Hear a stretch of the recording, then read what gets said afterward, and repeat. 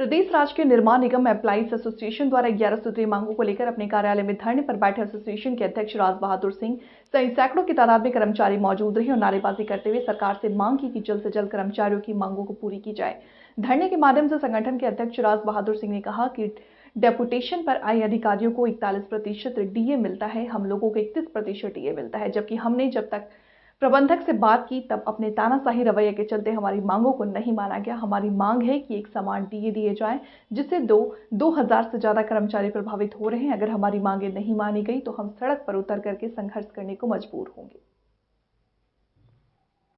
हमारे आंदोलन का दूसरा दिन है।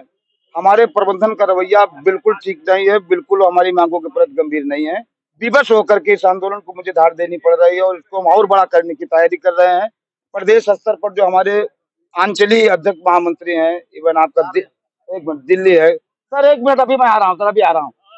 अब दिल्ली है, गोरखपुर है, इलाहाबाद है, बनारस, जोनों से भी मैं बुलाने का प्रयास करूंगा। इस आंदोलन को अगर एमपी साहब ने तवज्जो न दी, हमारी मांगों को न माना, इस आंदोलन को मैं प्रदेश स्तर का बनाऊंगा। जितने मेरे जोनल अध्यक्ष महामंत्री हैं उनको मैं निर्देशित करूंगा कि वहां के कर्मचारियों को वो लेकर के आवे, हमारी मांगों के समर्थन में मुख्यालय में जुटे और जो मेरा 11% डीए प्रबंध निदेशक महोदय नहीं दे रहे हैं उसको लेने तक मैं इस आंदोलन को चलाऊंगा, मुझे चाहे जो भी कुर्बानी देनी पड़े।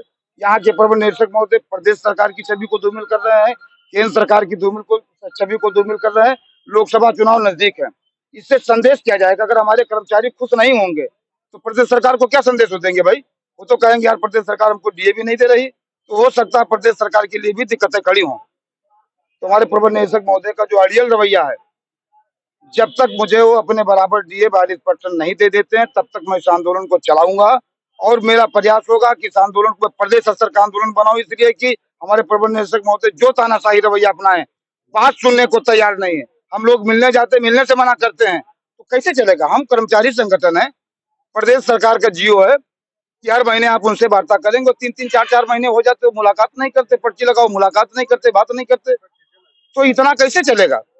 तब तक इसको बर्दाश्त नहीं किया जाएगा। जो वो 42% ये ले रहे हैं, या तो वो 31% पे आ जाए या फिर मुझे 11% जो मेरा ड्यू उसको दे दे, अपने बराबर कर दे, मैं मान जाऊंगा। जो का उपाध्यक्ष हूँ, 2 दिन से मेरा धरना प्रदर्शन चल रहा है।